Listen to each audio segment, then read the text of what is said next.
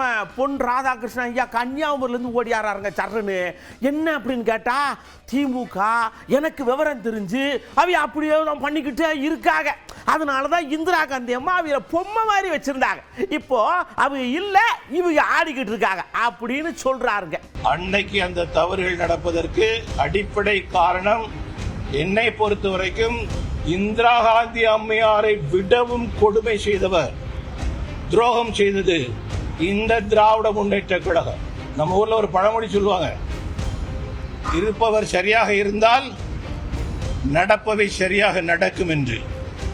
உங்களை பற்றி ஒரு கைக்கூலி கட்சி என்று சொல்லி தெரிந்த காரணத்தினாலே, உங்களை எப்படி வேணாலும் திசை திருப்ப முடியும் என்று சொல்லி காங்கிரசுக்கு தெரிந்த காரணத்தினாலே இந்திரா காந்தி அம்மையார் அவர்களை உங்களை வைத்து விளையாடினார்கள். நீங்க தான் முதல் துரோகி. இந்திரா காங்கிரஸ், கம்யூனிஸ்ட் எல்லாம் கரைச்சி விடுங்க. 3 கட்சி எங்களுக்கு கிடையாது, கூட்டணி வைக்க மாட்டோம். வரக்கூடிய 26 தேர்தலில் எங்களுக்கு கூட்டணி கிடையாது. வேற எந்த கட்சியோட வச்சுட்டு போங்க. தமிழகத்திற்கு துரோகம் செய்த சிபிஐயோட கூட்டணி கிடையாது, சிபிஎம்மோட கூட்டணி கிடையாது, காங்கிரஸோட கூட்டணி கிடையாது. சொல்லுங்க பாப்போம்.